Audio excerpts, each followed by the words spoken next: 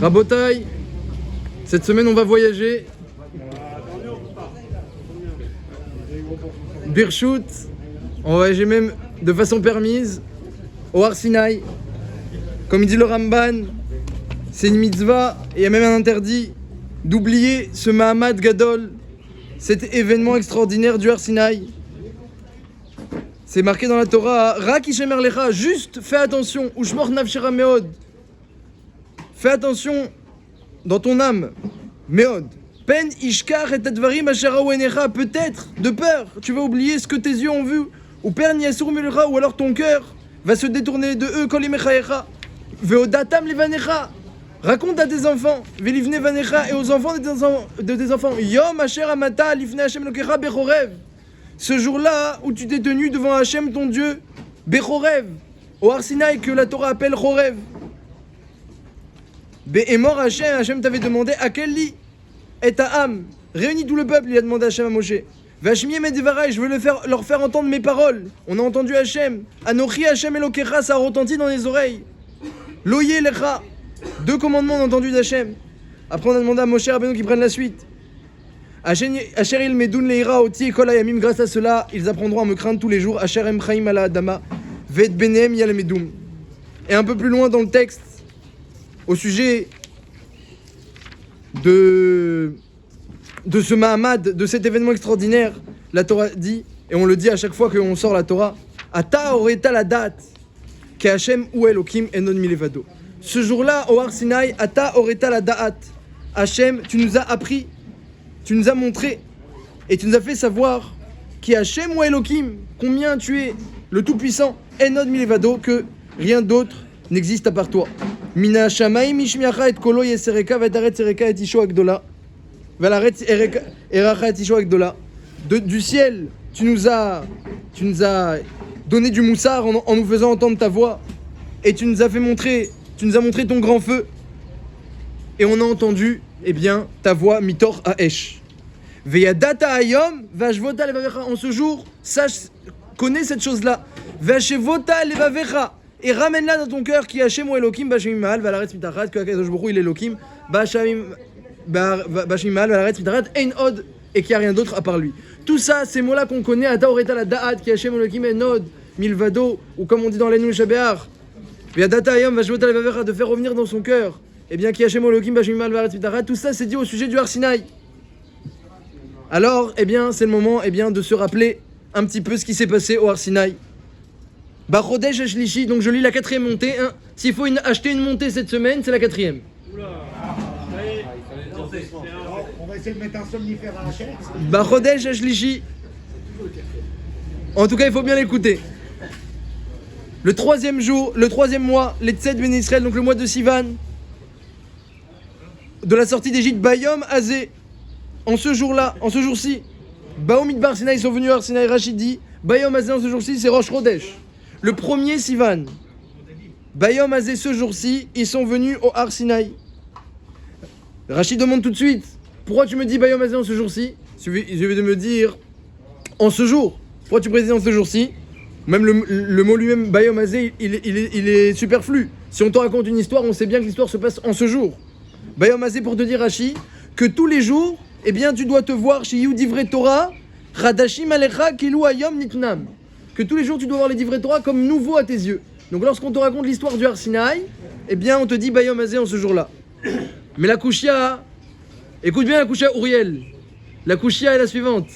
Si tu dois te voir tous les jours comme au Har Sinaï, d'après toi, tu dois te voir tous les jours comme le 1er Sivan au Har Sinaï ou comme le 6 Sivan au Har Sinaï? 6 ou 7, Marloquette. Alors, comme le 6 ou 7 ou comme le 1er? Eh bien, Rachid dit, tu dois te voir tous les jours au Har Sinaï comme le 1er. Puisque Bayom Azé, c'est marqué sur Rosh Chodesh. Le 1er Sivan, Bayom Azé, tu arrives au Har Sinaï. Pourquoi Bayom Azé, dit Rachid? Pour que tu te vois tous les jours comme si c'était aujourd'hui, comme si c'était ce jour-là. Le 1er Sivan. Et Rav David Cohen, le Rosh Hashanah de Hebron, il demande, a priori on aurait dû dire qu'on doit se voir tous les jours comme au Har Sinaï au moment de Matan Torah. Arrête, on vient d'arriver au Har Sinaï, on part de l'étape de Refidim, on vient de débarquer dans la nouvelle étape, au nouvel endroit, dans le Midbar du Sinaï, à côté de la montagne. C'est pas le jour le plus mashmaouti, le plus important, hein, pour qu'on ait besoin de le renouveler dans nos têtes tous les jours, dans nos cœurs. En tout cas, sur ça, Rashi, il dit, et la Torah elle-même, Bayomazé. Eh bien, qu'il faut voir le premier Sivan, et donc c'est pour ça, on va étudier la paracha des jours qui précèdent Matan Torah. Vaïsou Mirfidim, ils avaient voyagé de Refidim. Vaïavou Midbar Sinai, et ils sont arrivés au Midbar Sinai. Vaïachanou Bamidbar, Vaïchan Sham Israël, Negedahar, Israël a campé devant la montagne. Le Rachaim dit dans ce passage qu'il y a tout le secret pour Matan Torah. Vaïsou Mirfidim, ils sont partis de Refidim. Refidim, c'est Rafou Yedem. C'est la faiblesse dans l'étude. Rafou Yedem Inna Torah. Ils sont partis de la faiblesse. Ils ont quitté la faiblesse. On l'est plus fait. Vaïsou, ils sont partis. Mirfidim, de la faiblesse. Vaïavou Midbar Sinai, ils sont arrivés dans le désert. Le désert, ça fait référence à l'humilité. Le désert, on enlève tout ce qu'il y a autour de nous. Lorsqu'un homme, il rend tout autour de soi, il rend un désert, alors il peut étudier. Surtout s'il a quitté la faiblesse. Il arrive dans un endroit où il n'y a rien d'autre que l'étude. Il pourra étudier. Vaïchan Sham, il a campé Israël au singulier. On parle plus des Bnei Israël comme un peuple au pluriel. On parle d'un seul homme. Vaïchan Sham Israël, il a campé Israël. Il y avait 600 000 familles. Oui, mais ils étaient comme un seul homme. Lorsque le Klal Israël il est uni dans un endroit où tout est annulé comme un désert et qu'en plus on est parti de la faiblesse de Refidim, alors là dit le Or HaChaim, c'est sûr que dans ces conditions-là, Akadosh Baruch Hu lui-même il a dit on peut donner la Torah. Rashi quant à lui, il dit pourquoi tu nous dis qu'ils ont voyagé de Refidim? On savait très bien où ils étaient avant, on n'a pas besoin de répéter Vaïsou et Refidim. Omer Rashi pour te dire que de même qu'ils sont partis Bitchouva de Refidim, ils sont arrivés à Arsène Bitchouva. Ils étaient dans un matzav de tchouva permanente, rajoute Rashi sur le Or HaChaim. Sur cette précision-là du Or HaChaim. On continue. Ou Moshe ala el Elokim, le 2 Sivan, Moshe Rabbeinu monte chez Hachem. Vaikra elav Hachem inahar, Hachem lui parle et lui dit Kotomar le Bet Yaakov. Ainsi tu vas dire au Bet Yaakov, Taged livne Israël, et tu vas enseigner au Bnei Israël. Comme on le sait, Bet Yaakov c'est les femmes, et Bnei Israël ça fait référence aux hommes. Tomar, la Raka, quand tu vas parler aux femmes, tu leur parles gentiment, tu leur parles avec délicatesse. Kotomar le Bet Yaakov. Vitaged, mais par contre quand tu parles aux hommes, comme du guide c'est caché, tu leur parles les précisions et les détails et le pile-poule, ce qui est dur à comprendre et ce qui est dur à accepter, tu le dis aux hommes. Taged livne Israël dans un deuxième temps. À part ça, le Beth Levi rapporte que au Bnei Israël, lorsque Hachem s'est adressé à eux, il a commencé, même si il est passé par les femmes en premier, mais il a utilisé un lashon raka. Hachem il a commencé par parler gentiment. Kotomar les Bet Yaakov. On commence par parler gentiment. Et après Taged livne Israël, dans un deuxième temps, tu vas parler durement et tu vas enseigner les punitions et les détails et les chumrot dans un deuxième temps. Sur ça, le Beth Levi il dit que Akadosh Baruch Hu s'est pas comporté comme ça avec les autres peuples. Lorsqu'il est parti voir Esav, et il leur a dit vous voulez la Torah, Esav il a dit mais c'est quoi cette Torah? Il a dit il faut pas tuer. Comment faut pas tuer? Mais c'est pas pour nous ça. Il est parti voir les Bnei Ishmael, faut pas voler. Ah non, faut pas voler, c'est trop difficile. Et chaque peuple est parti, il leur a dit la Nekuda difficile, donc il a commencé par leur parler avec un lashon caché. Il leur a parlé difficilement, durement. Alors que les Bnei Israël pas du tout. Il leur a parlé gentiment, Kotomar les Bet Yaakov. Le Beth Levi remarque que c'est bizarre un petit peu dans la Naga d'Hachem, qu'il se comporte pas pareil lorsqu'il propose la Torah à tous les peuples et lorsqu'il la propose à nous. Nous, il nous parle d'abord Kotomar les Bet Yaakov, gentiment, avec délicatesse, on parle aux femmes en premier. Et après, dans un deuxième temps, on va dire, les Chumrot et les Onashim. Il s'est pas comporté de la manière pour les Goïm. Mais Anien, dit le Beth Levi, pose la question. Comment comprendre? Atem reitem asher asiti les Mitzraïm, donc rappelez-vous tout ce que je vous ai fait pour vous en Égypte. Ve'ataim shamoa tishmeu bekoli, maintenant si vous écoutez ma voix, ou shmartem et beriti, et vous êtes d'accord de garder cette alliance, vitemli segula. Vous serez pour moi une segula, mikola amim, kili kolaret. Vous serez pour moi une segula. Dit Rashi, c'est quoi ve'ata im shamoa tishmeu bekoli? Ve'ata, et maintenant, im tekablu alechem, c'est maintenant qu'il faut prendre sur vous, dit Rashi, le joug. Et alors, yerav lachem mikan vaelach. Si vous prenez le joug, alors vous allez voir que ça va être yerav, la chaîne arev, ça va être délicieux, ça va être un kiff. Mais attention, maintenant vous prenez le joug, maintenant c'est dur. Chez kol ha'atralot kashot, tous les débuts sont difficiles. Comme ça il ramène Rashi au nom de la Mechilta dans ce pasouk là. Et ve'ata, Akadosh Baruch Hu il appelle le peuple, il dit allez, c'est maintenant, maintenant c'est dur. Après ce sera délicieux. Et demande Rav David Cohen, le Rosh de Chevron, une autre chez là aussi. Il dit Arebe derrière Klal, quelque chose qui est difficile, qui est lourd, c'est un grand joug. Les Bnei Israël, ils sont devant Hachem, on leur montre la Torah, l'immensité, le joug de la royauté divine. Ils ont vu Akadosh Baruch Hu. Akadosh Baruch Hu, il a été marquif, comme le ramène Rashi un peu plus loin.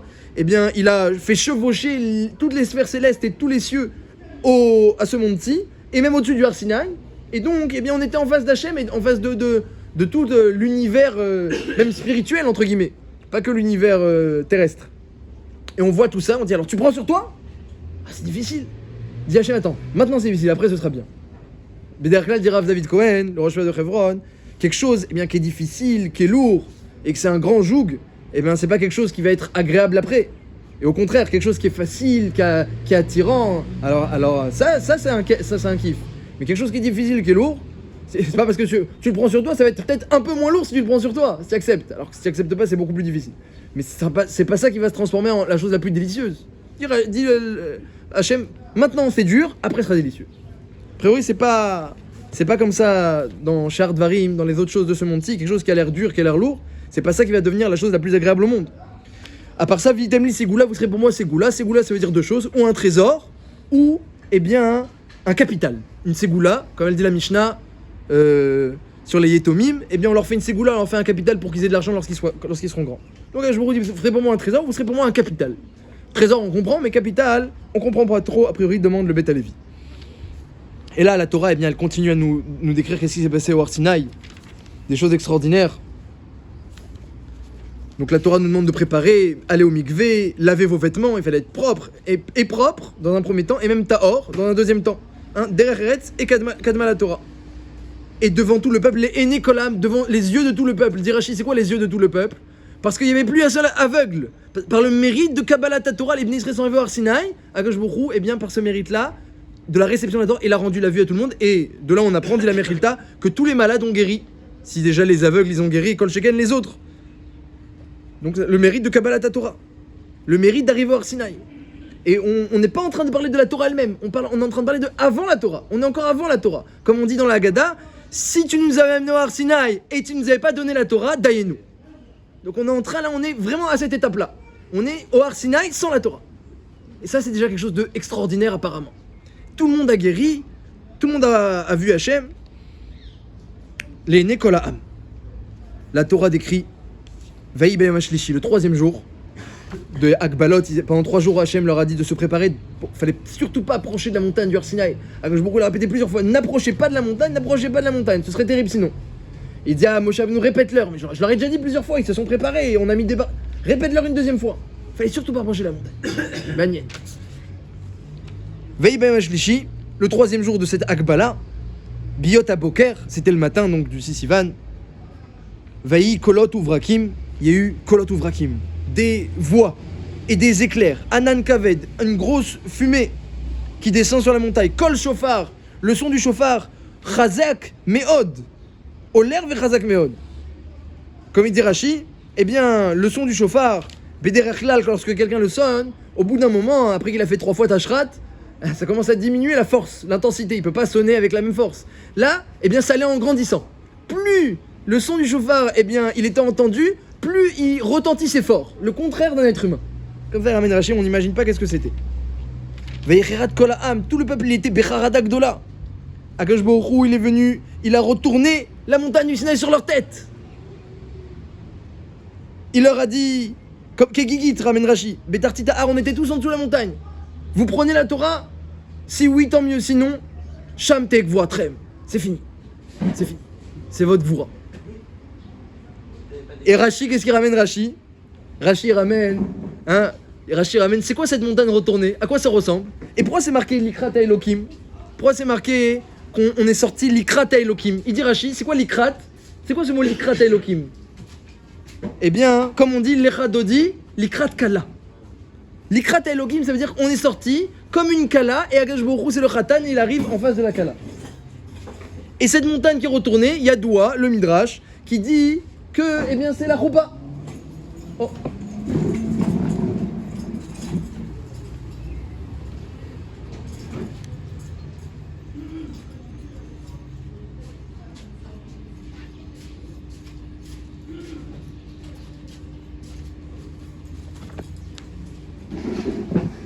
Donc on est en face, eh bien, d'un Mahamad comme ça, effrayant, les voix, les éclairs, l'épaisse fumée, le feu qu'il y a sur l'Ar Sinaï, on n'en a pas encore parlé. Et eh bien, Hachem dit, c'est maintenant, vous prenez la Torah, ou alors, c'est fini pour vous. Et là, Rashi, il dit, comme un khatan qui sort à la rencontre de sa Kala. Voilà, c'est étonnant. La pauvre la Kala. Et c'est marqué comme ça dans la Torah. Vayotse Moshe et Am, Likrat Elokim. On est sorti Likrat Hachem. Rashi ramène Kechatan ayotzi likrat kala. Mais Anien, que la Torah nous donne cette allusion, et Chachamim ils disent, et la montagne du Sinaï qui s'est retournée, c'est la Choupa. C'est la Choupa, donc on est dans une ambiance de peur, de crainte. Hachem il dit, il nous met une peine capitale, et on dit, Beyom Chatu Nato ou Beyom Simchat Libo. C'est marqué dans Shir HaShirim, au sujet du Har Sinaï, c'est le jour de la Choupa, c'est le jour de la Simcha de ton cœur. Mamash, le jour du mariage. Quel mariage? Pourquoi c'est une fag alors? Et ben c'est ça, donc il y a pour l'instant une contradiction véritable qu'il faudra expliquer. Telle est la question. Un bonheur peut-être. Ouais, s'ils les avaient déjà soignés, ils avaient déjà accepté ou ils auraient pu les soigner même sans avoir accepté. Oh, c'était l'effet. Kaniré qui avait déjà une acceptation. Kaniré. Depuis le premier Sinaï. Puisque Rachid dit tous les jours on doit voir comme le premier Sinaï. Machma qu'il y avait quelque chose. À part ça, le 3 Sivan, c'est Yom HaMeyuchas. Le 3 Sivan, on est devenu le peuple d'Hachem. On a accepté le peuple d'Hachem depuis déjà le 3 Sivan. Donc tous ces jours-là, il y a une évolution, mais depuis le premier jour, Kaniré, il y avait déjà une acceptation. Akol Panim, et donc Hachem il a retourné la montagne, il a dit alors, vous prenez la Torah ou pas? Alors, ça veut dire qu'on a été forcé finalement. On a été forcé. Alors Tosfot demande dans Maseret Shabbat que mais pourquoi Hachem nous a forcé? Arrête, on a déjà accepté, comme tu l'as dit, on a déjà accepté la Torah et on avait même déjà dit Naaseh Venishma avant le Mahamad Har Sinaï. Avant d'arriver le 6 Sivan, on avait déjà dit, comme c'est marqué, que le peuple a dit à Moshe, Kol Asher Diber Hashem Naaseh, j'ai sauté le pasouk, mais ils ont dit Naaseh déjà. Et dans Mishpatim, c'est marqué qu'ils ont dit Naaseh Venishma. Et ça parle de Har Sinaï. À la fin de Mishpatim, il y a écrit Naaseh Venishma, mais ça parle de Har Sinaï. Rachid dit En Mukdam Mouchar Batorah, c'est pas chronologique. À la fin de Mishpatim, il y a aussi un passage qui décrit le Har Sinaï. Alkol Panim, donc on avait déjà accepté. Pourquoi Hashem nous retourne la montagne? Réponds Tosfot, parce que c'est marqué Vayered Hashem al Har Sinaï. Comment c'est marqué? C'est marqué qu'Hachem il est descendu dans un grand feu.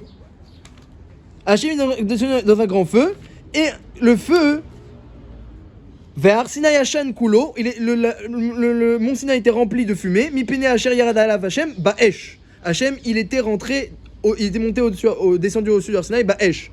Vayal Hasheno Keshena Kivshan. Et le Har Sinaï était Boer, Adlev Hashamayim, le feu est monté jusqu'au Lev Hashamayim, jusqu'au cœur du ciel. Comme ça, la Torah elle décrit le Har Sinaï. Donc il y avait un grand feu. Dit Tosfot, en voyant ce grand feu, les Bnei Israël, c'est possible qu'ils auraient voulu rebrousser chemin. Ils auraient voulu, revenir en arrière et ne pas accepter la Torah. C'est pour ça qu'Hachem il a mis la montagne à l'envers, il a dit vous acceptez la Torah. Donc il nous a forcés à cause du grand feu. Rav Shach il demandait, c'est étonnant. On a les Bnei Israël, ils sont d'accord, ils veulent recevoir la Torah. Ils arrivent au Har Sinaï, ils se sont préparés, ils voient quoi? Des effets spéciaux. Ah non, on veut plus recevoir la Torah.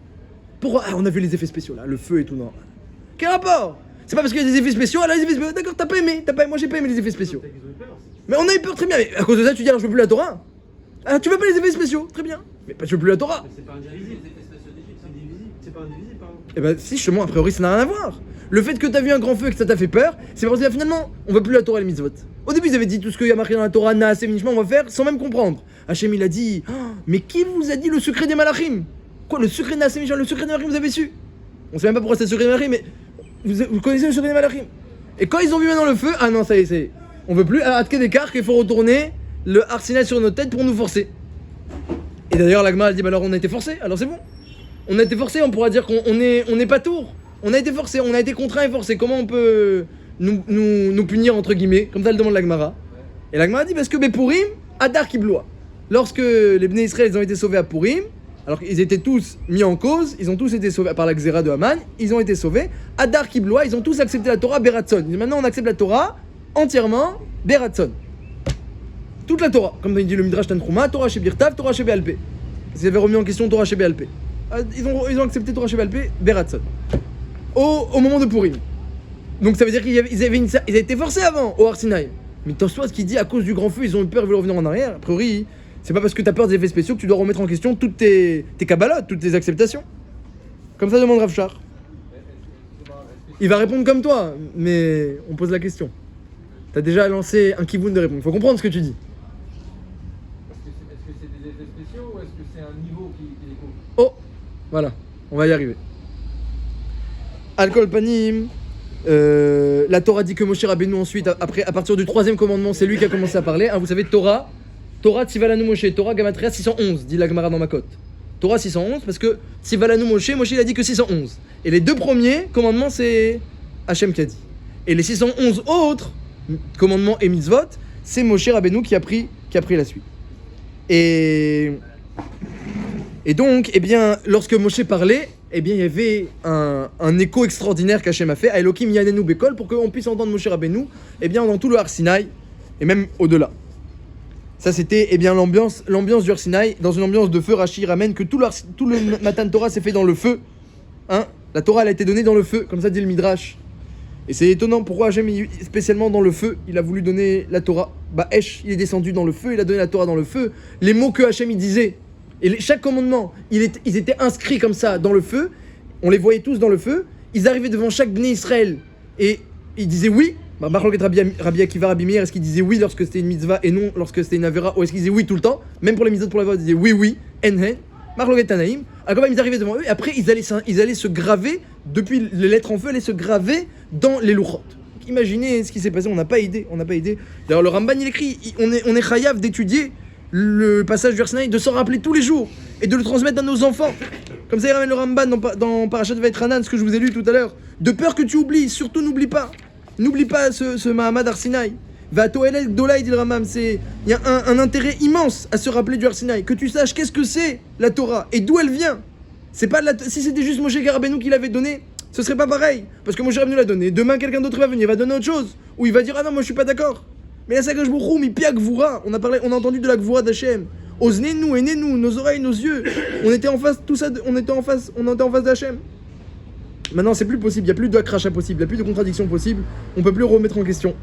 Ça, c'est la grandeur du Har Sinaï, qu'on sache la source de la Torah. Cette Torah-là qu'on a en face de nous, qu'on applique, qu'on étudie, d'où elle vient, qu'est-ce qu'elle est. Ça, c'est Har Sinaï, c'est le Shoresh. Et donc, d'après le Ramban, on a une mitzvah de s'en rappeler tous les jours, et même un issour de oublier. Pentishkar, de peur que tu n'oublies Yom Asher Matar Chorev, ce jour-là où tu t'es tenu au Chorev. Adke Dekar, on peut se demander pourquoi Hachim va commencer toute la Torah par Matan Torah. Au lieu de commencer par Bereshit, on aurait dû commencer par Matan Torah. Comme Rachid demande, on aurait dû commencer par Parashat Bo, parce qu'il y a la première mitzvah. Mais lorsqu'on voit un Mahamad comme ça, on peut demander, on aurait pu commencer par Matan Torah. Et Béhémet, il y a un Midrash qui fait un petit peu allusion à cela. Dans Otiot des Rabbi Akiva, un Midrash sur les Otiot, les lettres de la Torah de Rabbi Akiva, eh bien, c'est marqué que, eh bien, Hachem a demandé aux Otiot, il a proposé aux Otiot de créer le monde. Alors chaque hôte, elle s'est présentée à Hachem pour être la hôte qui va introniser la création du monde. Et donc chaque lettre, elle défendait son point de vue, pourquoi elle peut créer le monde ou commencer la création. Bah ça va eh bien, il a choisi la lettre Bet, Bereshit. Il y a des lettres qui ont proposé autrement, mais Akash Baruch Hu a aussi le Bet, et le Aleph, il a rien dit. Chatak. Alors, Akash Baruch Hu, il est parti voir le Aleph, il a dit, mais pourquoi toi tu dis rien? Pourquoi tu te tais, tu restes dans ton coin? Il a dit, le Aleph, mais chaque lettre, elle a un minyan, chaque lettre, elle a un mispar, chaque lettre, elle a un nombre. Le 2, le 3, le 4, le 5, le 10, le 20. Chaque lettre, elle a un mispar, elle a un minyan. Moi, j'ai même pas de minyan. Avec moi, on commence même pas à compter. J'ai même pas de minyan. Alors, est-ce que moi, je vais venir maintenant vouloir commencer à créer le monde?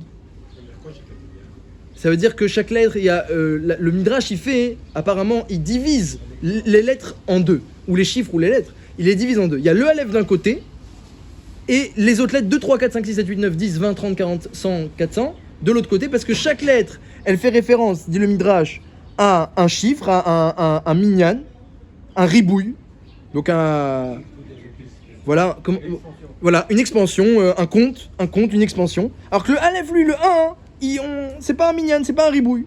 Il a pas de... il est pas... C'est pas il n'y a pas eu de compte, il n'y a pas eu de mispar. Il n'y a pas de mispar. Comme ça, il a dit le Aleph. Donc, Nbikoar, moi, je vais commencer à créer le monde. Je peux même pas aller plus que 1. Je peux même pas aller faire plus que 1. Je peux rien faire de plus. Chaque lettre, elle peut créer autre chose. Le 2, il va créer le chaud et le froid. Le 3, il va créer les avot. Le 4, les imaot. Moi, 1, qu'est-ce que je vais faire? On peut pas commencer. Le monde, il a besoin d'une expansion, justement, comme on l'a dit. Donc, la lèvre, il est resté de côté. Hachem, il a dit, eh bien, je te promets. Il a créé le monde avec le bête, Hachem. Il a dit, je te promets que, eh bien, c'est avec toi que je vais donner la Torah. Anochi Hachem Elokecha. Anochi Hachem Elokecha. Pourquoi? Parce que tu es roche. Tu es roche, les koulam. C'est toi, Béhémet. Altira, il lui a dit, ne crains rien. À ta roche, les koulam. C'est toi le chef, c'est toi le roche de toutes les lettres. Et Béhémet, le Gaon, il dit que le Aleph, si vous regardez bien, il y a un Vav et il y a 2 Yud. C'est comme ça qu'on écrit la lettre Aleph. Un Yud en haut, un Yud en bas, et le Vav. Et ça fait 26, parce que Hachem il lui a dit, tu es comme moi, hein, Yud Ke Vav Ke, c'est 26, là, le nom d'Hachem c'est 26, tu es comme moi, je suis Rosh les Koulam, tu es comme moi, je suis 1, la lettre aussi, Aleph, elle est 1, et en plus, il y a 26 lettres dans l'alphabet, les 22 simples et les sophites. Donc, il a dit, donc dans le 26, il y a allusion à toutes les lettres de l'alphabet. Comme ça, il ramène le Gaon. Que tu es Rosh les Koulam et tu portes toutes les lettres en toi. Bien qu'il est muet, le Aleph, mais il porte toutes les lettres en lui. Dans sa tsura, dans sa forme. Comme ça, il ramène le Gaon Mivilna. Donc, il est proche d'Hachem et c'est avec lui qu'Hachem a donné la Torah. Donc, Béhémet, on voit que, eh bien, il y a une importance à Matan Torah, les 10 commandements, à un certain niveau. C'est le Aleph, c'est le début. Mais Hachem, il n'a pas voulu commencer par ça. Il n'a pas voulu commencer par ça, il a voulu commencer par Bereshit. Il n'a pas raconté Matan Torah depuis le début.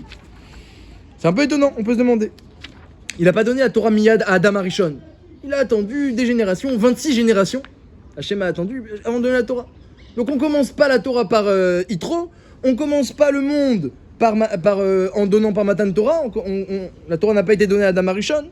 Et même mieux que ça, il y a un Midrash Rabbah très intéressant dans Bereshit Rabbah Piska Gimel, où là-bas c'est marqué que Hachem, eh bien il a même pas commencé par Bereshit. C'est marqué Vaïi Erev, c'est quoi Vaïi Erev? C'est pas marqué Yehi Erev, et là Vaïi. Et ce fut la nuit. En parlant du premier jour, lorsqu'Hachem il a créé le premier jour, Vaïi Erev Evoker Yom Echad. Oui, donc le premier jour. Et ce fut la nuit. Donc c'est quoi et ce fut? Ce fut. Lorsqu'on commence à parler de la première nuit de Briat Haolam, on est à la création du monde. Bravo. On est à la création, comme il va dire en Odmead, il va dire Rabbi Abaou. Aval, écoutez bien, écoutez la couchette de Rabbi Abaou. Il a dit, on est à la première soirée de la création du monde. Donc avant, il y a quoi? Il y a rien. Il y a rien. On est la première, parce que le jour commence la nuit. Ça vous le savez. Le jour commence la nuit. On est le premier jour. On est à la nuit. Et on te dit, et ce fut la nuit. Omer Rabbi Abaou dans le Midrash Rabbah Piska Gimel. Mais la med chez Akadosh Baruch Hu Boré Olamot ou Machivan. Si on t'a dit et ce fut, comment? Oui, mais avant il y avait quoi? La nuit. Mais avant la nuit. Et ce fut la nuit. Et avant, il y avait quoi avant la nuit? Alors dit Rabbi Abaoud, il déduit de là, qu'Akadosh Baruch Hu Boré Olamot ou Machivan. Il crée des mondes, il les détruisait. Il crée des mondes, il les détruisait. Jusqu'à que il a dit celui-là c'est bien. Celui-là c'est bien. Allez. Vaïerev. Et ce fut la nuit. Là, il a été Chotem la Briata Olam, mais attention, il a mis un Tnaï. Dans ce monde-ci, Yom HaShishi. Il a mis un Tnaï. Il n'a pas dit Yom Shishi comme tous les autres jours. Yom Risha, Yom Echad, Yom Sheni, Yom Shli. Yom HaShishi, il a mis un Tnaï. Il a dit attention, s'il y a le 6 Ivan, alors je maintiens cette création. Donc il a dit Yom HaShishi, le HaShishi dit Rashi là-bas dans le Chumash, dans Bereshit. C'est pour te faire allusion au 6 Ivan, le jour du 6. Le 6 Ivan, que la création du monde, elle dépend de lui. Si on accepte la Torah, alors Akadosh Baruch Hu, il maintient sa création. Mais on voit qu'Akadosh Baruch Hu, il donne pas la Torah tout de suite. Il commence par Bereshit, alors que pourtant on voit que la Torah elle est indispensable, il la met en tenaille, en condition. Et même avant, il a fait des choses avant encore, avant Bereshit, avant Adam Arishon, qui sont pas marquées parce qu'il n'y a pas besoin de le savoir. Ils sont pas marqués. Et c'est étonnant. Pourquoi Akadosh Baruch Hu fait ça? Il nous dit pas. Et pourquoi il y a besoin de passer par toutes ces étapes-là? Le Maharal, dans celui qui s'intéresse, le Maharal dans Ber Agola Ber Dalet, là-bas il explique exactement qu'est-ce qu'Akadosh Baruch Hu faisait avant la création du monde. Il dit c'est pas qu'il était Boré Olamot ou Machivan. Il dit qu'il y avait le Olam, mais qu'il n'y avait pas encore l'humanité. Il y avait des créatures dans le Olam, et ces créatures-là, elles n'étaient pas icarites, elles n'étaient pas dignes de se maintenir en tant qu'humanité. Là, je vous dis, c'est pas celle-là. Après, encore une autre créature, c'est pas celle-là. Comme ça dit le Maharal dans Ber Agola. Ça rappelle plein de choses. Par exemple, ce que vous voulez. À la Kol Panim, comme ça il dit le Maharal dans Ber Agola. Mais la couchia, nous, qui nous intéresse, parce qu'on n'est pas en cours de science, la couchia qui nous intéresse, pourquoi je me fait comme ça? Donne la Torah directement, crée les Bnei Israël, donne la Torah. Non, faut passer par Bereshit, par le Bet. Alors que c'est pas le début, le vrai début c'est Anochi Hashem Elokecha. Et même avant ça, il y avait d'autres créatures. Pourquoi faut passer par là? Ça, c'est la couchia. Et qu'est-ce qui a fait en sorte que aussi?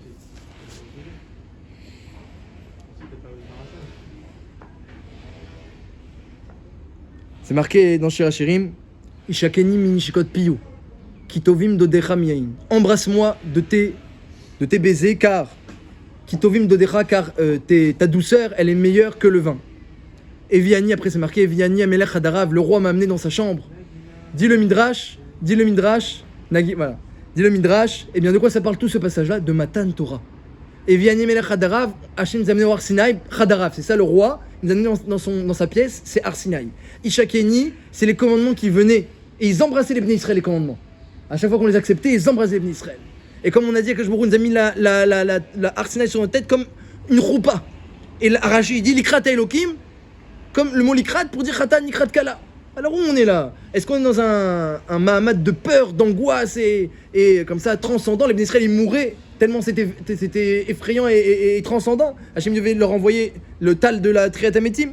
Ou alors est-ce qu'on est dans un Mahamad de Ta'anoug et de joie et comparable à Shirachirim tel qu'on le connaît? Ishaken Mishkot Piyou et Vianney Melech Hadarav. Eh bien ça c'est l'ambiguïté de Matan Torah. C'est bidou que l'ambiguïté de Matan Torah. On va essayer de comprendre un petit peu. Mais en fait, c'est très simple. Si on comprend le fonctionnement, eh bien, c'est très simple.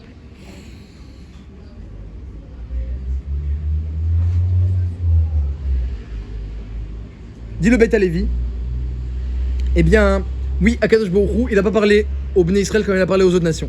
Les autres nations, il leur a parlé durement, il leur a dit exactement et directement les punitions et les points compliqués pour eux. Et les autres nations, ils ont compris que c'est pas pour eux Matan Torah. C'est pas pour eux. Et Bémet, comme elle dit la Gemara, c'est seulement pour que, et le Midrash aussi, c'est seulement pour pas qu'ils aient des halilotes, qu'ils aient des plaintes. Lorsque Hachem il va venir nous récompenser la de Lavo, ils vont dire et nous, je vous ai proposé la Torah, vous voulez pas. Donc c'était un petit peu un prétexte tout ça. Alors que nous pas du tout. Hachem nous parle gentiment, aux femmes en premier, avec douceur. Pourquoi il parle aux femmes en premier? S'il y avait notre ami qui aime bien le Shlom Bayit, il dit le Beth Alevi, parce qu'il ramène une Gemara dans Babatra, qu'une femme, elle est prête à accepter n'importe quoi pour son mari. Comme ça dit le Beth Alevi, au nom de la Gemara Babatra. Naratroa Raniose les Bali. Elle est prête à accepter n'importe quoi. S'il avait demandé au mari en premier, et après il demande à la femme, c'est pas une preuve que la femme elle accepte la Torah. Parce que la femme elle accepte parce que son mari l'accepte. Elle demande à la femme, qu'est-ce que toi tu veux? Pour qu'il y ait une acceptation de tout le monde. Vous savez combien une femme elle est prête pour son mari? Si le mari il accepte, Béhémet, c'est sûr qu'il va accepter la femme. Donc c'est pas une preuve qu'elle a reçu la Torah. On était obligé de demander aux femmes en premier. Donc on voit qu'Akadosh Baruch Hu, comment il organise Matan Torah pour qu'il y ait une acceptation de tout le monde et dans la douceur. Et aux autres nations, elle n'a pas fait ça. D'un autre côté, on a vu aussi que c'était dur. Il y avait le feu qui est descendu. La Torah, elle est donnée dans le feu. Chorev. À chaque fois qu'on te parle de Matan Torah, on dit pas le Har Sinaï. Chorev. Chorev, c'est-à-dire quoi? Ça vient du mot Chorban, la destruction. Chorev. Le mont de la destruction. Dans le feu. Il y a une ambiguïté dans Matan Torah. Alors, dit le Beth Alevi. Eh bien, dit le Beth Alevi, la réponse elle est simple, l'explication elle est simple, c'est que Akadosh Baruch Hu, eh bien, il attendait depuis Bereshit et même avant Bereshit, comme on l'a dit, il y avait l'avant Bereshit, il attendait une humanité et dans l'humanité un peuple qui serait capable, qui serait pas juste capable, qui serait apte à recevoir cette Torah, qui serait raouille, qui serait en adéquation, en harmonie avec cette Torah. Il faut quelqu'un qui puisse la recevoir, c'est pas Bachout. On n'est pas conscient, nous on croit la Torah, c'est des lois, des halachot, alors on va faire les mitzvot, etc. Dire Rav Shar, dans la Torah c'est pas marqué comme ça. C'est marqué Mimino, Hachem de sa droite, Eshdat Lamo, il leur a donné un feu de loi. Qu'est-ce que c'est la Torah? C'est quelque chose qui vient de la droite d'Hachem Mimino, donc c'est pas rien. Eshdat, un feu de loi. Pourquoi Eshdat, un feu de loi? On aurait dû dire une loi de feu. Dire Rav Shar, Eshdat, pas dat Esh, Eshdat. Beikaron, la Torah c'est un feu. Beikaron c'est un feu la Torah. C'est un feu qui vient d'Hachem. Et pourquoi un feu? Parce que le feu, ça brûle tout, ça détruit tout. Chorev, le monde de la destruction, ça brûle le feu. Et évidemment, tu fais descendre la shrina d'Hachem, la parole d'Hachem, en bas sur la terre matérielle, bah, tout détruit, tout brûle, tout est détruit. Et la gdusha d'Hachem est tellement grande que tout disparaît devant lui. Ça, c'est la force de ce feu. Mais comment on va trouver quelqu'un qui peut recevoir ce feu? Et bien, c'est ça, toute la difficulté du feu. Le feu, il est très utile. Il est très nécessaire, mais encore faut-il bien pouvoir le contenir et le maîtriser et qu'on puisse en profiter. C'est ça toute la difficulté du feu. Dit Rav Shar, Eshdat, la Torah c'est un feu. En essence c'est un feu. C'est pour ça qu'on dit pas des lois de feu mais un feu de loi. C'est un feu qu'Akadosh Baruch Hu a habillé dans des lois. Eshdat, un feu qu'Hachem habille dans des lois. Comme c'est marqué que la Torah, elle était écrite chez Hachem, feu sur feu, feu noir sur feu blanc, ou feu blanc sur feu noir, marque l'enquête. Elle était écrite avec un feu. Et Akadosh Baruch Hu l'a fait descendre et a dit bon là vous allez écrire avec de l'encre sur un parchemin. Mais ça c'est un habit, c'est un vêtement. Mais en réalité c'est un feu la Torah, Eshdat. Et c'est un feu parce que c'est la parole d'Hachem, parce que c'est la volonté d'Hachem et parce que cette Torah là elle est vecteur de la présence d'Hachem. Comme on sait que tous ceux qui étudient la Torah, la Shrina elle vient. La Torah elle dit attention, lorsque tu dis des mots de Torah qui n'est pas en face de toi une nudité ou quelque chose de sale. Parce que la Shrina est là. Comme explique le Shulchan Aruch Harav, la Shrina est là. Tu peux pas dire un mot, faire venir la Shrina. Si Machanecha lo kadosh, ve'aya Machanecha kadosh. Il faut que le Machane soit kadosh lorsque tu dis des mots de Torah parce que la Shrina elle descend. Ça c'est la force de la Torah et il fallait quelqu'un qui soit apte. Et Akadosh Baruch Hu, il a bien montré que c'est pas du tout évident. Tu vois la création du monde, l'humanité elle a pas commencé comme ça. Combien de créatures dit Hachem dans le Midrash, j'ai fait avant toi, avant Adam Arishon, j'ai fait plein de créatures. Et une fois que j'ai trouvé Adam Arishon, l'humanité, tu crois que je vais donner la Torah? Non, il était pas apte. Jusqu'à le Dor, le peuple juif sorti d'Égypte, il y avait personne qui était apte à recevoir la Torah en tant que peuple. Les Avot, ils étaient des Yechidim, ils étaient des individus qui étaient aptes, mais pas encore en tant que peuple. Jusqu'à Yaakov, que Mitato Shlema, lui, il a eu que des enfants de Tzadikim. Et après, lorsqu'ils sont descendus en Égypte et ils sont sortis, après Koura Barzel, après qu'ils aient vécu cette sortie d'Égypte, où il y a eu une purification pendant toute cette partie-là de l'Égypte, l'esclavage et la sortie, après cette purification, on avait enfin un shoresh, une racine d'un peuple qui est apte à recevoir la Torah. C'est pas du tout évident. On peut pas créer le monde et commencer par les 10 commandements avec Matan Torah, c'est pas possible. Ce serait mentir sur l'essence de la Torah. La Torah, c'est quelque chose, c'est pas du tout pas chaud à recevoir. Il y a qu'un peuple qui peut recevoir. Alors les autres, on leur dit exactement, les autres peuples, on leur dit voilà, c'est dur la Torah, donc tu penses que tu peux? Non, Mistama que non. Bah c'est quoi, t'as raison. Mais lorsqu'on a le peuple, eh bien qui peut, parce que ça fait des générations et même depuis avant la création du monde, qu'on le cherche, ce peuple qui est apte, alors là on va lui parler gentiment. On va parler gentiment, mais on va rien lui cacher. On commence juste par lui parler gentiment. Ça, eh bien c'est l'ambiance de Matan Torah, un feu qui descend pour nous montrer c'est quoi l'essence de la Torah. On a dit ils ont eu peur des effets spéciaux, vous avez dit mais c'est pas des effets spéciaux, c'est indivisible. Vous avez raison. Quand Akadosh Baruch Hu, il a monté le grand feu, c'est quoi ce grand feu? Il a montré la Torah. Il leur a montré la Torah. Ata oreta la da'at. Qui Hachem ou Elohim, il a ouvert le ciel, il dit regardez qui je suis, regardez la Torah, c'est ma fille. On a vu Hachem, on a vu sa fille. Oh. Alors vous voulez l'épouser? Ah c'est pas shoot. C'est pas shoot, on a eu peur là. Parce que si vous voulez l'épouser, c'est bien, sinon je te tue. Hein. Ah, le beau-père, sacré beau-père. Hein. Voilà, c'est ça c'est l'ambiance de Matan Torah. Et en même temps, donc une ambiance de Choupa, en même temps c'était difficile, ils ont eu peur les Bnei Israël. C'est normal, ils ont vu la Torah. Et dit le Ramban, on peut pas oublier ce Har Sinaï, on peut pas oublier. Lorsque tu étudies la Torah, tu te rappelles pas tous les jours le Har Sinaï, quelque part, c'est un manque de respect à la Torah. Comme il dit. Pardon, quand tu as Matan Torah, les Bnei Israël étaient préparés à recevoir la Torah. Quel besoin de retourner justement C'est la question de Tosfot, mais ils étaient préparés, mais sans savoir ce que c'est. Ils étaient préparés, ils avaient accepté. Après Akadosh Baruch Hu, il a ouvert le ciel, comme il rappelle Rashi. Il a montré aux Bnei Israël tout ce qui se passe en haut. Donc les 7 cieux, comme ramène Rashi était marqué, Shamaim Vaaretz ensemble. Les 7 cieux, il a montré la Metziou et Ata Oreta. Ils ont compris le secret de l'unicité d'Hachem. Ata Oreta la Da'at. Ça c'est quelque chose que vous devriez penser, vous, à partir de maintenant. À chaque fois qu'on sort la Torah, on dit Ata Oreta la Da'at, qui Hachem ou Elohim et non milevado. Comme ça on dit à chaque Shabbat. Qu'est-ce que ça veut dire? Ata Oreta, tu nous as montré la Da'at. Voilà, tu nous as montré la Da'at afin que nous sachions qu'est-ce que c'est que Hachem a Elohim, qu'Hachem il est le tout-puissant, ve'enon milevado, et qu'il n'y a rien d'autre qui existe à part lui. Hachem nous a montré le secret de l'unicité d'Hachem. On n'a pas idée qu'est-ce que c'est. J'aime pas qu'est-ce que c'est. Le secret de l'unicité d'Hachem. Ça c'est le secret du Aleph. C'est le secret du Aleph. Le Aleph, on a dit il réunit toutes les lettres, mais on voit pas. C'est le secret d'Hachem. Il y a tout. Il n'y a pas un élément dans le monde qui dépend pas de lui et qui n'a pas été créé pour lui et qui n'a pas été créé dans un but, un but unique qui réunit toutes les créatures et toutes les créations et toutes les générations. Et on a compris ce secret de l'unicité d'Hachem, que tout est pour le bien et tout vient d'Akadosh Baruch Hu. Ça on a compris. Donc les Israéliens étaient prêts. Ils étaient prêts, ils avaient accepté, mais ils savaient pas, ils n'avaient pas vu, ils savaient pas qu'est-ce que c'était, qu'est-ce que c'est Hachem, qu'est-ce que c'est la Torah. Voyons justement l'unicité de Dieu. Ouais. Pas besoin de nous mettre comme un bazooka sur la tête. C'est parce que c'était tellement transcendant et fort l'unicité d'Hachem, c'est tellement un feu qui détruit tout. Quand on voit l'unicité d'Hachem, c'est ce que ça veut dire. Ça veut dire tout s'annule, tout s'annule autour de nous. Il y a plus rien. Les malachim. On a parlé du secret des malachim. Qu'est-ce qu'ils disent les malachim? Naseh venishma. Je vais essayer de répondre parce que c'est une question profonde. Alors, je vais essayer de répondre. Les malachim ils ont dit Naseh venishma. Les Bnei Israël ils ont dit Naseh venishma aussi. Ah c'est le secret des malachim. Qu'est-ce que ça veut dire Naseh venishma, le secret des malachim? L'unicité d'Hachem, quand on l'aperçoit comme un malach ou comme un Ben Israël au Har Sinaï, mais quand on l'aperçoit comme un malach, qu'est-ce que ça signifie? Ça signifie que tout s'annule, tout est détruit et brûlé. Ça c'est le feu qui brûle tout. Chorev, le monde de la destruction autour de lui. C'est quelque chose de tellement fort et grandiose de l'unicité d'Hachem que tout s'annule. Qu'est-ce qui peut exister en face de l'unicité d'Hachem? Akadosh Baruch Hu, dit le Zohar, le Hari, il est obligé de se cacher. Qui souille achar qui souille.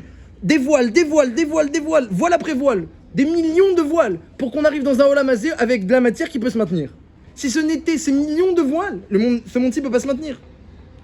Un Raphaël de Brice qui disait que si David Ameller, il était dans une génération, il brûlerait tout autour de lui. Tellement il est kadosh.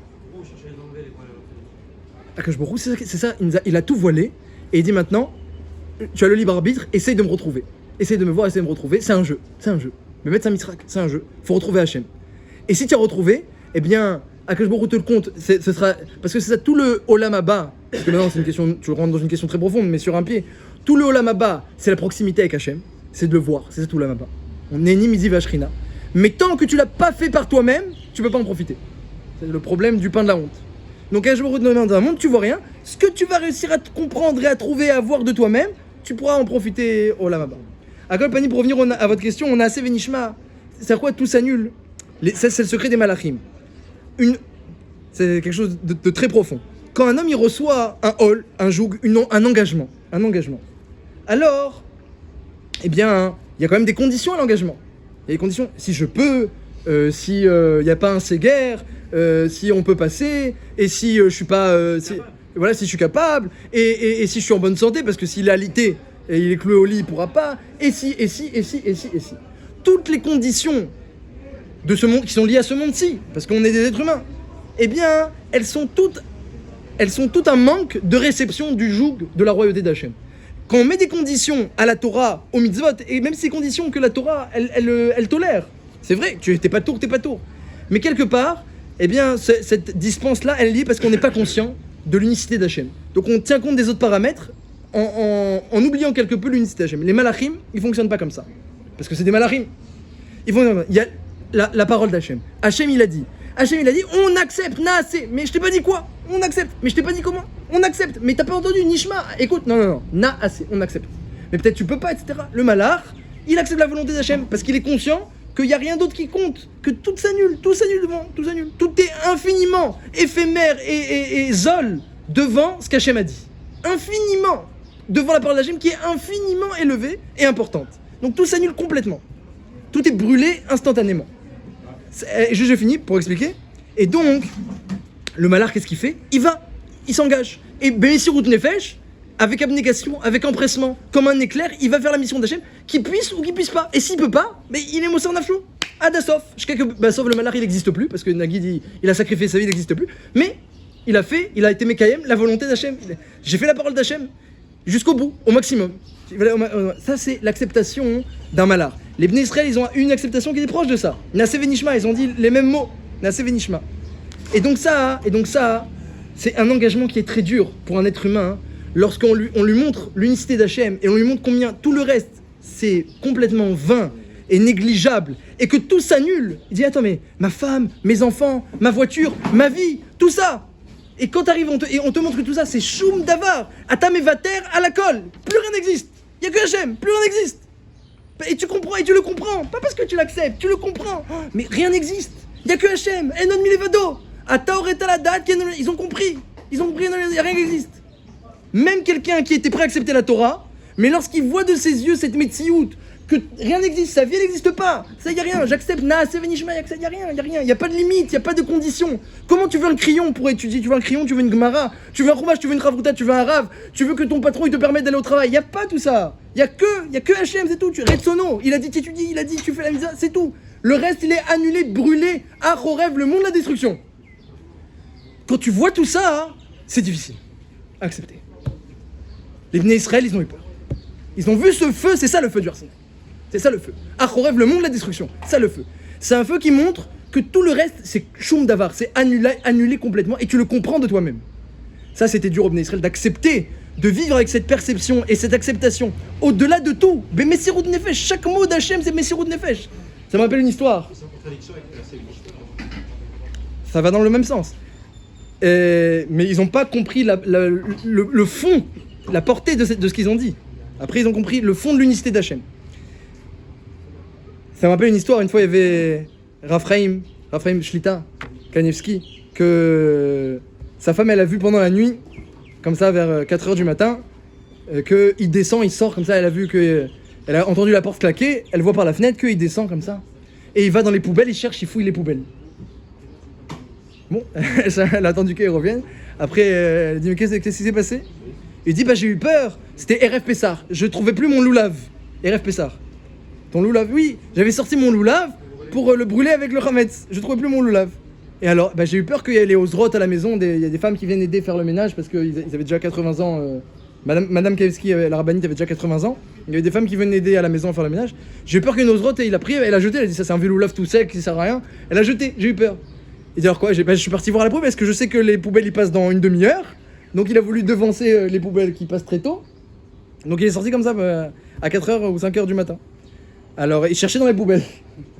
Il dit mais c'est pas grave. Il dit c'est Magen Avram et Fourash. C'est un Magen Avram et Fourash. Qu'on prend le loulav, on le brûle. C'est un Magen Avram. Rav Kanivski, s'il y a un Magen Avram, c'est-à-dire un des Mefarshim du Shulchan Aruch, qui ramène un minag Israël de brûler le loulav pour être mécacher les fêtes entre eux, c'est tout, il n'y a plus rien. Il n'y a plus, il faut fouiller dans la poubelle, il faut fouiller dans la poubelle. Il n'y a plus. Enon Milvado. Ça c'est une darga tout ça. Et donc, eh bien, ça c'est la darga du Aleph. C'est la darga du Aleph. Le Aleph, il inclut tout. Il inclut toute la création, on a dit le Aleph, il inclut toutes les lettres. Gamatria 26, il ressemble à Hachem. Mais il est muet. Il est muet, le Aleph. On n'entend pas, une lettre qu'on n'entend pas. Ça, c'est la prina de Matan Torah. Matan Torah, ça inclut tout et ça annule tout. On n'entend plus la maison, on n'entend plus rien. Mais on ne pouvait pas commencer le monde Bereshit avec Aleph. Parce que le monde, c'est un monde matériel. C'est dur à accepter. Et le monde matériel, il fonctionne pas comme ça. Alors j'ai bien commencé le monde matériel avec le bet. Une lettre qui s'entend, la lettre de la multiplicité. Dans ce monde, eh ben, il y a plusieurs choses. Il y a autre chose que Hachem qui verrol. Comme ça, on a l'impression. Il y a autre chose.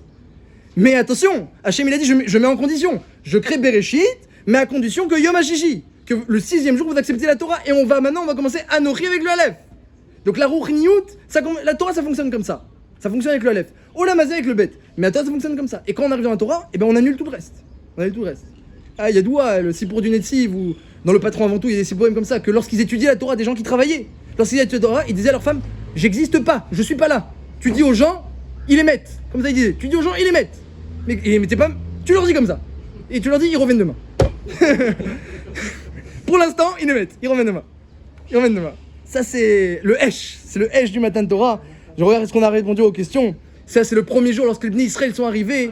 Lorsque les Bnei Israël sont arrivés, ils ont commencé à être Mekabel. Ils étaient Béhardout. Ils sont arrivés Bemidbar, Béhanava. Ils sont partis de la faiblesse de Rephidim. C'est ça qu'Hachem il attend de nous. C'est cette Kabbalah. Cette préparation à cette Kabbalah-là. C'est ça qu'Hachem il attend de nous. Donc, dit Rashi, ce qu'on doit revivre, c'est le premier Sivan. La partie de la préparation. On doit faire ce qu'on peut, ce qui est entre nos mains, et Akash Baruch Hu est complète. Après, il nous montre qu'on a raison. Et il nous montre la portée de ce qu'on a fait. Nous, on fait ce qu'on peut. Donc Rashi dit, tous les jours tu dois revivre le premier Sivan, c'est-à-dire tout le malheur de la préparation, de la purification, de l'acceptation, de l'harmonie, l'unité entre les juifs. Ça tu dois revivre ça tous les jours. Et comment on fait le secret? Je finis avec ça. Le secret pour arriver à accepter, sans condition. Ça c'est un grand yesod ça. Le secret pour le Hol Torah. Il dit Rashi, premier Rashi de Shirachirim. Connaissez Shirachirim? Un petit peu de quoi ça parle, les métaphores qu'il y a écrit là-bas. Dit Rashi. Tous les shirs sont Kodesh, Shirachirim et Kodesh Kodashim. Pourquoi? Parce qu'il est Kol Kulo Kabbalat Ol Malchuto Veirat Shamein. Il n'est que réception du joug divin. Tu lis Shirachirim en français, qu'est-ce que c'est? Dit Rashi, c'est un texte qui parle de la réception du joug divin. Voilà Rashi. Et de la crainte du ciel. Rashi, peut-être tu t'es trompé de Sefer. C'est pas, je suis dans le cantique des cantiques là. Kol Kulo Kabbalat Ol Malchuto Veirat Hashem. Qu'est-ce que ça veut dire? Le secret pour recevoir le joug d'Hachem sans limite, sans condition, c'est quoi? C'est le plaisir, c'est la simra, c'est la proximité. Comme un khatan et une kala, que c'est sans condition. C'est que parce qu'ils ont ce kécher d'amour profond entre eux que le mariage c'est sans condition. On accepte tout, c'est sans condition. Lorsque quelqu'un il aime quelque chose, c'est un ta'anouk, il réfléchit plus aux conditions. Lorsque tu as envie de manger ou tu as envie de boire, alors tu vois, des fois un homme il prend pas le temps de s'asseoir, il boit comme ça, il mange comme ça. La Gemara dit que t'as une trara, pas du tout. Hein, il s'assoit, toujours il mange, quelqu'un il mange dans la rue, il est pas sous la doute. Alors que pourtant la Torah, on l'étudie dans la rue. Pourquoi manger dans la Torah on n'est pas sous la doute et la Torah, un Talmid Chacham il marche pas 4 pas dans la rue sans étudier la Torah? Comment comprendre cette différence? Bah justement, quand on aime quelque chose, on le fait sans condition. Dans la rue, je suis debout, je suis assis n'importe comment, etc. La nourriture, on met une distance. On s'assoit, on mange, on prend les couverts, etc.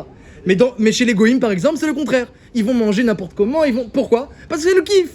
Si c'est le kiff, il n'y a pas de condition, quoi. Je prends une fourchette et je vais m'asseoir. Laisse-moi kiffer. Je veux manger debout, je veux manger comme ça dans la rue, j'ai envie de kiffer. Quand quelque chose c'est un kiff, il n'y a plus de conditions.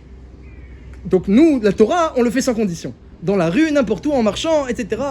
De n'importe quelle manière, en dormant, en se levant, sans condition. La matière, on lui met des conditions et on l'organise avec des racheret. Les goïms, ils font le contraire. La matière sans condition, sans limite. Et bien ça, c'est le secret du réception du jour de la Torah. Si on a une relation avec la Torah, avec Hachem, comme Khatan Vekala, et que le Har Sinaï, qui pesait sur nos têtes, on le voit comme une choupa, et qu'il y a ce délice-là, qu'il y a eu Har Sinaï, il y a ce délice, alors là, la réception d'Hachem, elle est sans condition. Mais si on n'a pas ce ta'anouk, alors, eh bien, ce sera plus difficile. Mais dire Hachem un secret, prends d'abord sur toi, Tekabel à la tzmecha, parce qu'au début, c'est dur pour le corps. Et après, la Neshama, elle pourra profiter. D'abord, il y a une réception difficile, parce que le corps, il n'est pas en harmonie avec cette acceptation. C'est du feu. C'est difficile pour le corps. C'est pas un ta'anouk gashmi, c'est du feu. Donc prends sur toi d'accepter la Torah telle qu'elle est, bien qu'elle a l'air vraiment lourde, et après tu verras combien pour la Neshama ce sera un délice. Et là, dans un deuxième temps, alors le ta'anouk il sera infini, et la réception du joug d'Hachem elle sera aussi infinie.